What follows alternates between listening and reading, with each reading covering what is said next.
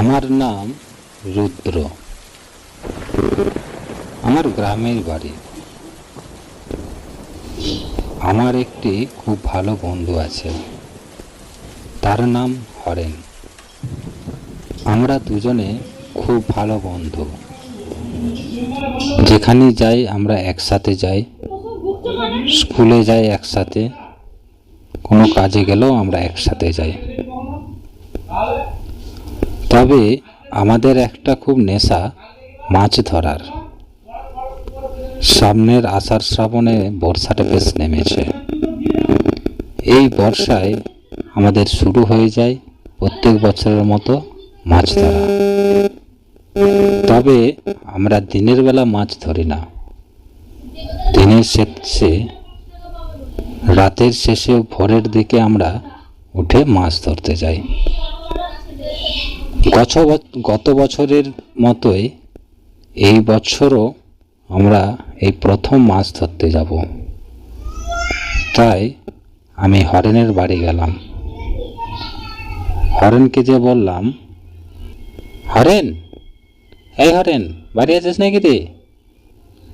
আমার ডাক শুনে হরেন বেরিয়ে এলো আর বলল, হ্যাঁ বল, হঠাৎ আমার বাড়ি? এই শোন না, বর্ষার তো লেগেই গেছে, তাহলে আমরা একদিন মাছ ধরতে যাব। হ্যাঁ গেলেই হয়। কখন যাবি বল? আরে তুই তো জানিস আমরা রাতের বেলা বেরোই। না না, এই রাতের বেলায় তো বেরোবো না, সারা রাত ধরে বৃষ্টি হচ্ছে এখন। আরে ঠিক আছে রে, ঠিক আছে, রাতে বেরোবো না, তা ভোরের দিকে তো বেরোতে পারি। হ্যাঁ হ্যাঁ, সেই ভালো, ভোরের দিকেই বেরোবো।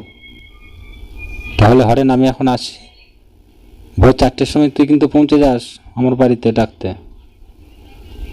আচ্ছা ঠিক আছে, ঠিক আছে, আয়। এই বলে হরেন চলে গেল। সেদিন ছিল আবার অমাবস্যার রাত, তা আবার বর্ষাকাল। বিকাল থেকে মেঘটা কেমন ঘনিয়ে এসেছে। মেঘের ছাতা যেন চারিদিক অন্ধকারে কালো হয়ে এসেছে। এই বৃষ্টি নামলো বলে কথা। এই ভাবতে ভাবতে রুদ্র হেঁটে হেঁটে চলে যায় এবং যা ভাবা তাই কাজ। হালকা হালকা বৃষ্টি পড়তেই রুদ্র ছুটে বাড়ি চলে যায়। এবং সেই যে বিকাল থেকে বৃষ্টি শুরু হলো, প্রখর বৃষ্টি, যেমন বৃষ্টি তেমনি ঝড়, তার সঙ্গে বজ্রাঘাত।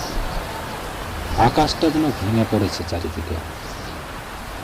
এদিকে রুদ্র আর হরেনের ঘুম নেই চোখে।